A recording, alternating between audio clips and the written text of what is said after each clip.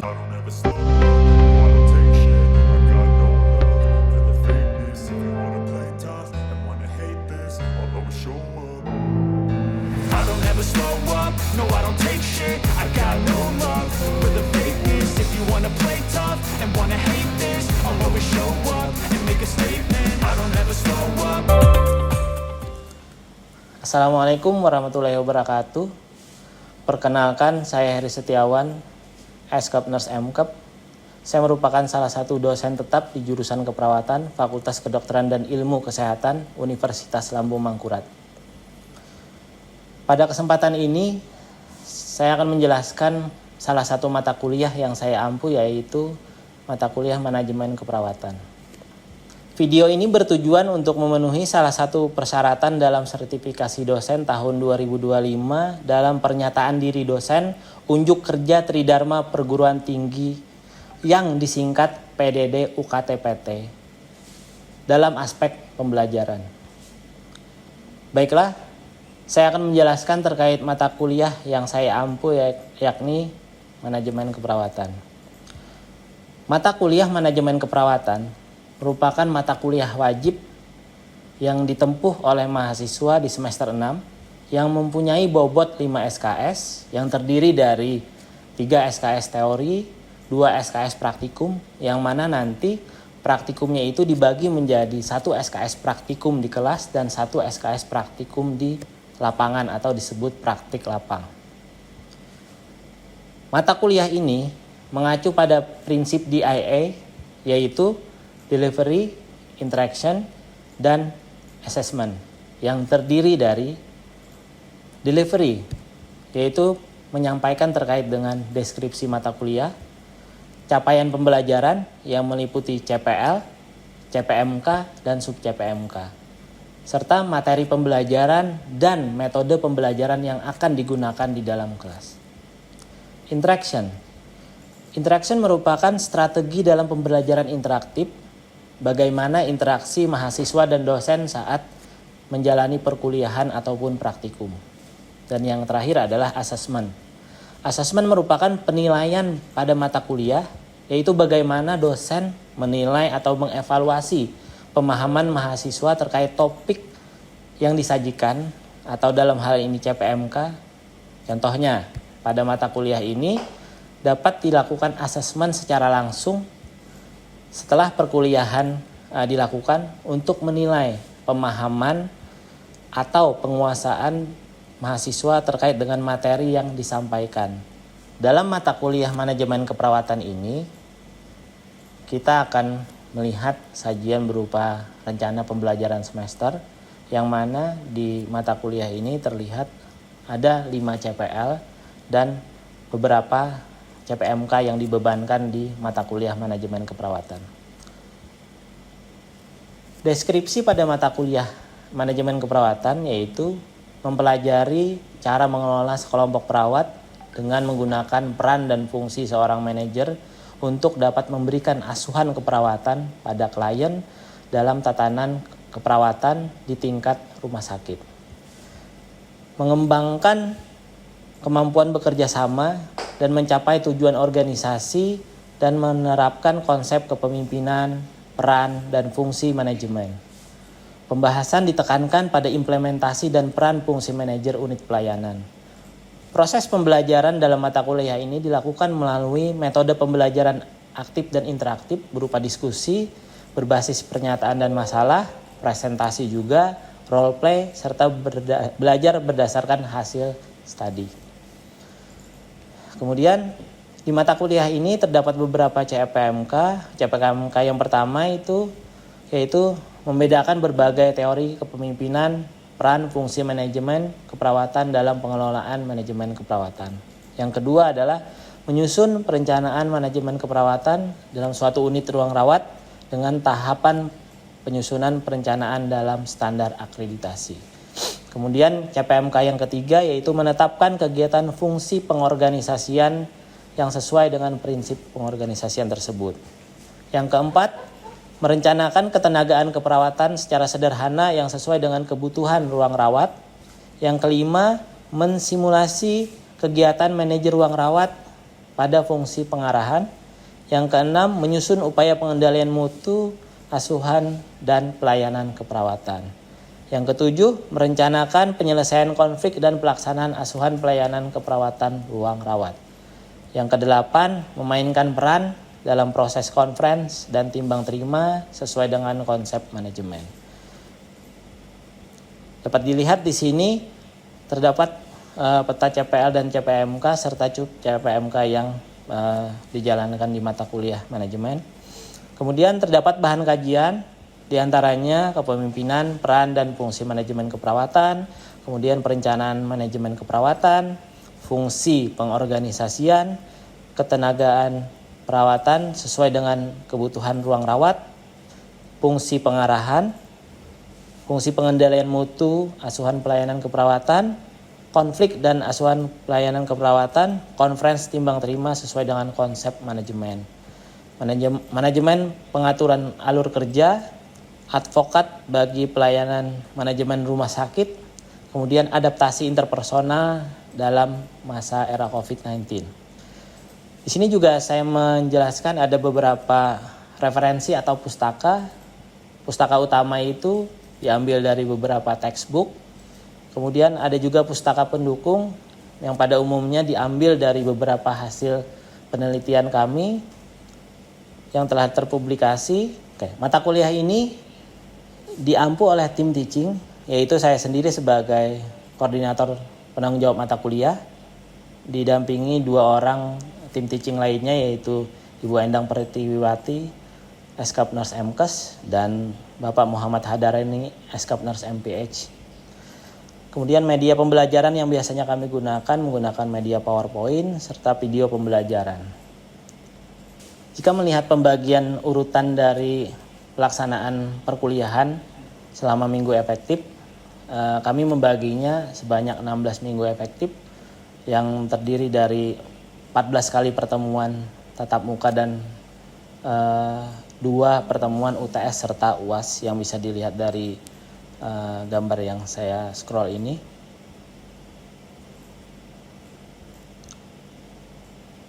Bentuk penilaian pada mata kuliah ini yang mengimplementasikan dari asesmen, yaitu terdiri dari beberapa proporsi penilaian. Yang pertama itu ada kehadiran dan keaktifan mahasiswa di dalam kelas sebanyak 5%, kemudian nilai UTS sebanyak 25%, nilai UAS sebanyak 30%, nilai praktikum totalnya itu 20% yang terdiri dari 5% nilai pretest, 10% ujian praktikum, dan 5% laporan harian praktikum, serta 20% nilai dari praktik lapang yang dilakukan mahasiswa dengan pembagian laporan individu mahasiswa sebanyak 10%, laporan atau hasil penilaian peer assessment 5%, serta nilai SKPI atau sertifikat-sertifikat yang mereka gabungkan karena ini berkaitan dengan kepemimpinan itu sebanyak 5%. Demikian penjelasan singkat mata kuliah manajemen keperawatan dari sisi rencana pembelajaran semester. Berikut cuplikan dari proses belajar mengajar di kelas terkait dengan topik metode penugasan dalam tata kelola keperawatan. Selamat menyaksikan. Wassalamualaikum warahmatullahi wabarakatuh.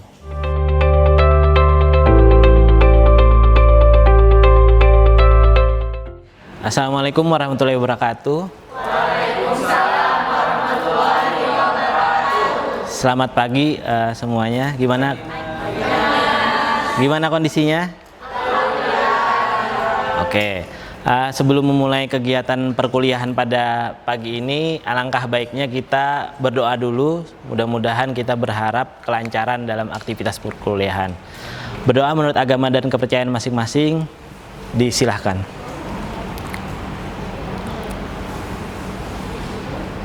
Oke, berdoa selesai. Nah, untuk hari ini kita akan berbicara tentang metode penugasan dalam tata kelola keperawatan. Mata kuliah manajemen keperawatan itu sudah didesain untuk gimana teman-teman paham dan menjalankan nanti kalau sudah lulus bagaimana nanti terkait dengan manajemen keperawatannya. Judul kuliah hari ini ya, ini adalah kelanjutan dari planning di pertemuan yang sebelumnya. Metode penugasan dalam tata kelola keperawatan adalah organizing. Artinya kita mengorganisasikan. Apa yang diorganisasikan? Pastinya SDM di ruang perawatan. Oke, kita masuk overview dulu. Jadi capaian pembelajaran yang akan kita tempuh pada kesempatan ini, yang pertama, mahasiswa setelah menyelesaikan perkuliahan ini harapannya mampu menyebutkan metode penugasan dalam asuhan keperawatan. Jadi nanti ada beberapa metode yang kita akan bicarakan. Yang kedua ada mampu menjelaskan metode fungsional dalam pemberian asuhan keperawatan. Kemudian yang ketiga, mampu menjelaskan metode tim dalam pemberian asuhan keperawatan. Yang keempat adalah mampu menjelaskan terkait dengan metode primer dalam pemberian asuhan keperawatan. Dan yang terakhir, nanti mampu menjelaskan metode kasus dalam pemberian asuhan keperawatan.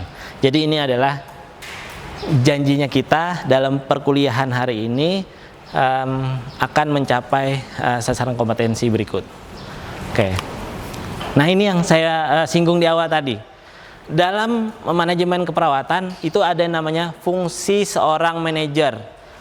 Merencanakan atau memplanningkan, mengorganizing atau mengorganisasikan, actuating, mengarahkan, dan yang terakhir controlling. Kita fokus hari ini pada organizing karena minggu tadi kita udah berbicara planning, baik itu perencanaan ketenagaan, perencanaan sarana prasarana. Minggu ini kita berbicara setelah direncanakan, SDM-nya ada, sarana prasarana ada, bagaimana kita merunningkan asuhan keperawatan di ruangan tersebut menggunakan metode penugasan. Ya, oke. Salah satu atau yang paling tua metode penugasan itu adalah metode fungsional. Dalam sejarahnya, metode fungsional ini dipakai oleh perawat-perawat di era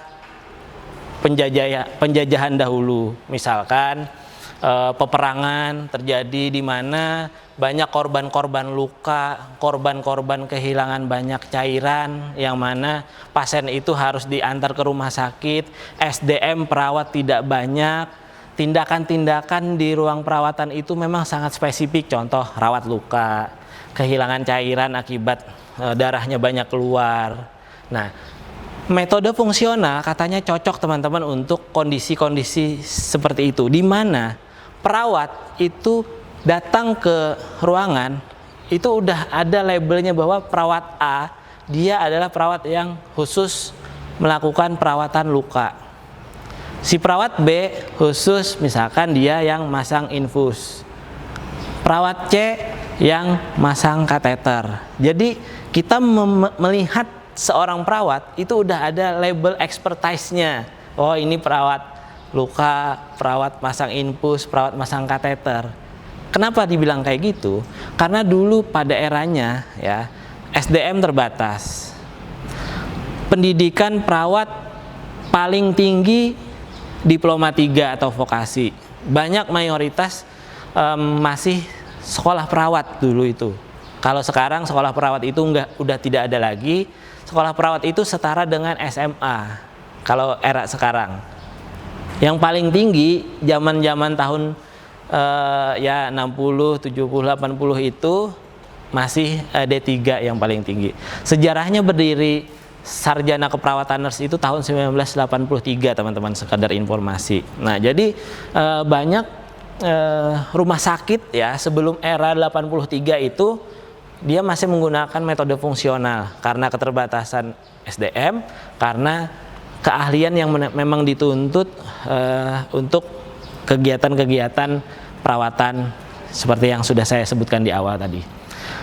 Ada kekurangan dan kelebihannya memang dalam metode fungsional ini. Pertama, kelebihannya seorang perawat itu pasti dia sangat expert melakukan apapun sesuai dengan yang biasanya dia kerjakan sehari-hari. Sangat expert. Kemudian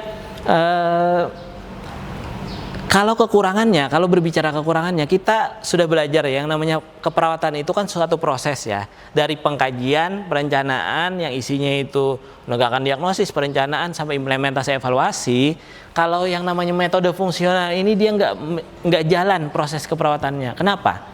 Karena dia datang ke rumah sakit itu tindakan. Nggak ada istilahnya di metode fungsional ini gimana ya perencanaan asuhannya, berdasarkan asesmennya yang dilakukan. Enggak, dia datang ya ngerjain sesuatu kayak gitu. Nah, itu terkait dengan metode fungsional, teman-teman.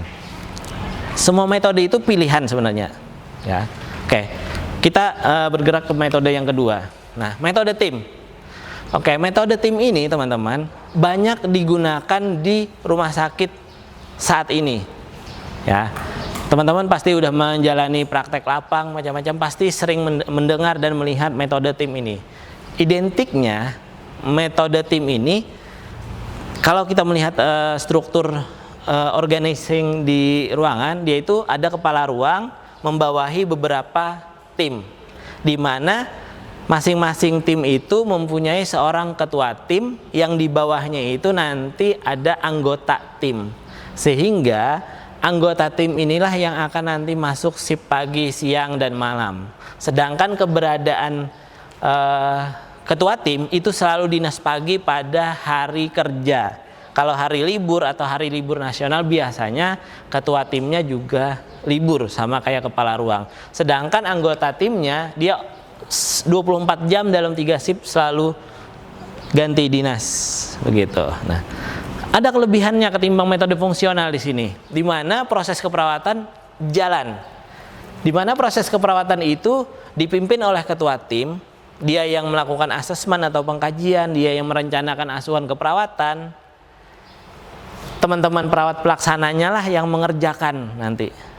Skillnya nanti tergantung skill apa aja yang diperlukan sesuai pasien, karena di sini asuhan keperawatannya udah jalan. Ya, beda dengan yang fungsional tadi. Kalau yang fungsional tadi benar-benar orientasinya datang ke rumah sakit, tindakan apa yang dikerjakan. Kalau ini enggak, ini orientasinya udah asuhan keperawatan. Oke. Kekurangannya, jadi yang namanya tim, artinya kan banyak orang tuh yang terlibat. Beda kalau fungsional tadi satu-satu apa kerjaannya.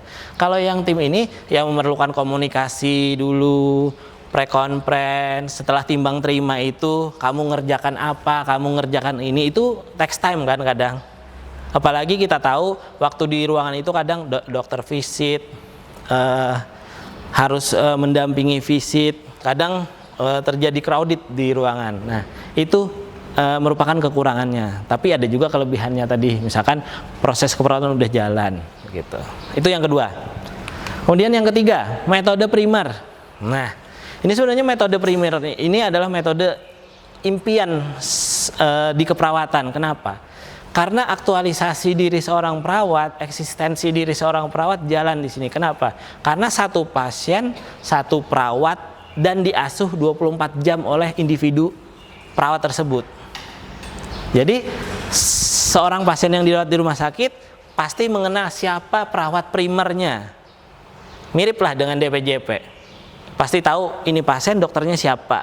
Kalau metode primer nanti siapa pasiennya, pasti ada siapa perawat primernya. Namun ada kekurangannya teman-teman. Kurang mampu laksana saat ini di rumah sakit pemerintah ya. Tidak semua sih. Karena apa? Syaratnya metode primer ini adalah seorang perawat itu pendidikannya harus nurse atau perawat profesi. Dimana kita tahu sendiri di rumah sakit waktu teman-teman PL pernah nggak ketemu ruangan yang isinya nurse semua? Kayaknya nggak ada deh. Nah kan, ya artinya sebenarnya bukan kekurangan juga tapi tantangan sebenarnya. Karena sampai saat ini setahu saya di rumah sakit di Kalimantan Selatan mohon maaf, tidak ada satu rumah sakit pun yang isi ruangannya itu nurse semua. Itu tantangannya. Biaya lebih besar pasti, karena tingkat pendidikan seorang lebih tinggi ketimbang yang vokasi tadi, harusnya gajinya lebih tinggi juga. Kelebihannya, wah metode praktek ini sangat profesional. Ya iyalah, karena akuntabilitasnya jalan. Saya sebagai seorang perawat, saya punya berapa pasien kayak gitu. Beda kalau tim tadi, kita sebagai perawat ketika ditanya berapa pasiennya, pasien kami sejumlah ini karena tim.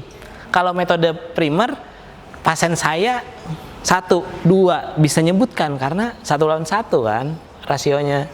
Nah, oke. Kepuasan terhadap pelayanan keperawatan pasti sangat baik, karena itu keluarga dan pasien pasti akan rasa memiliki dan rasa mempunyai perawat ketika dirawat di rumah sakit.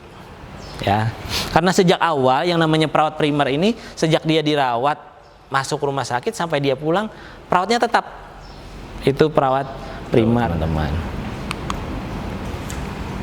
Oke, kira-kira itu tadi penyampaian metode penugasan dari saya pribadi. Setelah ini kita masuk pada sesi diskusi. Barangkali teman-teman ada yang mau ditanyakan, dipersilahkan. Oke, terima kasih Nurs. Jadi ini ulun mau bertanya untuk menambah pemahaman kami Nurs. Jadi seperti yang Pian katakan tadi tuh, kalau metode tim itu yang paling banyak digunakan di rumah sakit. Jadi apakah ada penjelasan lebih dalamnya atau alasan lah bisa disebutkan bagaimana kenapa metode tim itu paling banyak dipakai di rumah sakit begitu? Terima kasih Mas Kemal atas pertanyaannya, membuktikan ya bahwa dia memperhatikan terkait penjelasan tadi, namun pengen memperdalam. Katanya tadi ada nggak alasan atau aturan yang mengatur kenapa sih metode tim ini banyak dipakai di tatanan rumah sakit saat ini? Oke, jadi gini teman-teman semua, tahun 2020 ya standar akreditasi itu udah mulai melanda saya bilang, mulai diterapkan di rumah sakit. Nah, ada elemen penilaian di standar akreditasi yang bilang kayak gini, bahwa satu pasien yang masuk itu harus ada penanggung jawab asuhan. Itu kata kuncinya dulu, penanggung jawab asuhan. Lalu muncullah ada istilah nanti perawat penanggung jawab asuhan.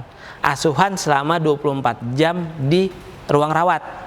Sedangkan kita mengenal di pertemuan-pertemuan sebelumnya ada istilah PCC, Patient Center Care, di mana kita tahu satu pasien dan keluarga dikelilingi oleh profesional pemberi asuhan yang isinya ada DPJP, PPJA, nutrisionis, dan apoteker, serta tenaga kesehatan lainnya.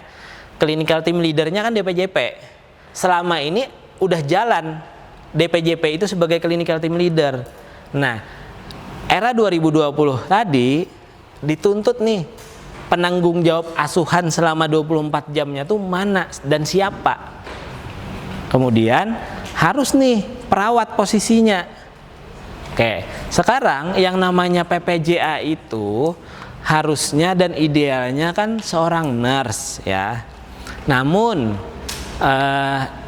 perlu transisi kan, penyetaraan tingkat pendidikan seseorang. Nggak mungkin dong kita harus mengadakan di sebuah ruangan itu nurse semua. Maka yang lebih mungkin bisa diterapkan langsung adalah metode tim. Kenapa? Karena asuhan keperawatannya udah jalan seperti yang saya jelaskan di awal tadi. Sipnya udah masuk sip dinas, proses keperawatannya udah jalan, pembagian kegiatan kerjanya sudah ada. Tinggal yang nggak ada adalah siapa nih PPJA-nya. Maka yang paling cocok itu ketika berbicara kondisi rumah sakit saat ini adalah metode tim. Metode tim lah yang ketua timnya lah yang dilabeli seorang PPJA. Makanya nanti ada istilah metode moduler. Kalau metode tim, sekelompok perawat merupakan pelaksana yang masuk 3 sip, ketua timnya sebagai koordinator pekerjaannya istilahnya. Nah, metode tim itu tidak mengharuskan teman-teman ketua timnya itu adalah seorang nurse. Sedangkan moduler yang baru saya sebutkan tadi penggabungan sebenarnya. Penggabungan metode tim dengan metode primer. Di mana primer itu kan primary nursingnya wajib nurse. Si PPJA tadi wajib nurse. Rumah sakit di Indonesia mampu laksana karena ketua timnya itu rata-rata udah nurse. Sehingga tinggal dilabeli. Jadi strukturnya tuh metode tim, ketua timnya dilabeli PPJA begitu. Dan PPJA yang akan menjalankan atau merencanakan asuhan keperawatan 24 jam dalam 3 siklus. Oke, baik Nurse, izin bertanya juga terkait dengan apa yang telah Pian jelaskan tadi, bahwasanya ada 4 metode. Nah, 4 metode itu dari metode tim, metode fungsional, primer, dan juga yang berdasarkan kasus itu kan ada kelebihannya tuh Nurse masing-masing. Ada yang unggul seperti ini. Nah, dari keempat itu Nurse, kira-kira mana yang lebih baik seperti itu Nurse? Untuk diterapkan seperti itu. Mungkin itu saja. Terima kasih Nurse. Oke, terima kasih untuk pertanyaan kedua tadi dari Mas Azza. Mas Azza tadi bertanya, kira-kira dari sekian banyak metode penugasan yang sudah kita diskusikan sejak tadi, apa yang paling baik? Jawaban saya gini sebenarnya, situasional. Situasional bukan kepemimpinan situasional ya, tapi tergantung rumah sakitnya ini mampunya yang mana. Contoh, ketika kita bilang misalkan metode tim yang terbaik, ya kalau rumah sakit sudah ada ruangan yang isinya nurse semua, metode primary nursing yang terbaik. Tapi kalau kita bilang metode fungsional nggak bagus saat ini, apa kabar kalau misalkan rumah sakit baru berdiri atau ada transformasi dari puskesmas rawat inap jadi rumah sakit tipe D yang SDM-nya nggak banyak. Kita tahu sendiri ya, puskesmas rawat inap kan nggak banyak SDM-nya. Jadi rumah sakit langsung memaksakan untuk metode tim, apalagi metode primer kan nggak mungkin. Jadi bertahap, biasanya metode fungsional dulu.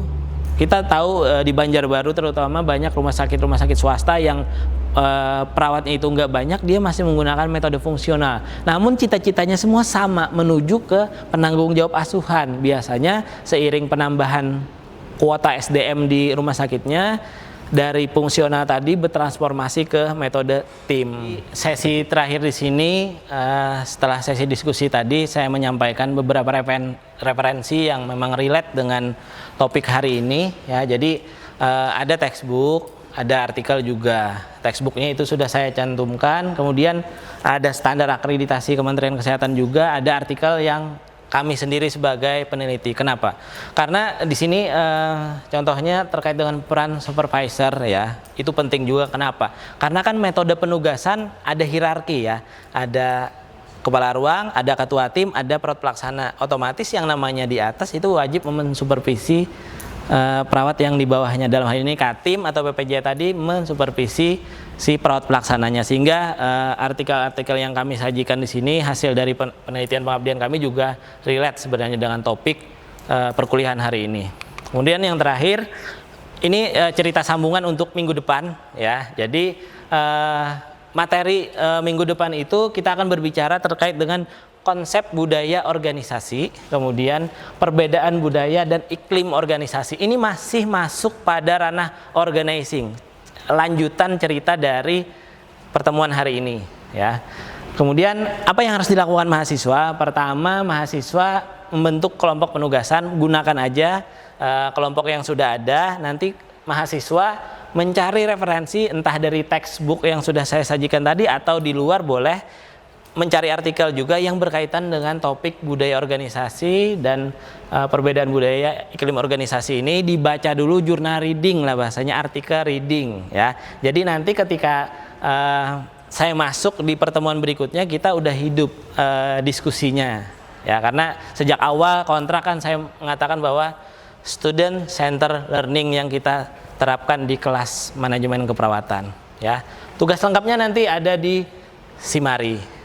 Oke, terima kasih atas partisipasinya teman-teman semua, sudah aktif bertanya, mendengarkan, memberikan feedback. Semoga kita dalam keadaan sehat dan lancar dalam aktivitasnya. Saya akhiri, terima kasih. Assalamualaikum warahmatullahi wabarakatuh. Waalaikumsalam warahmatullahi wabarakatuh. Terima kasih Pak. Oke, sama-sama.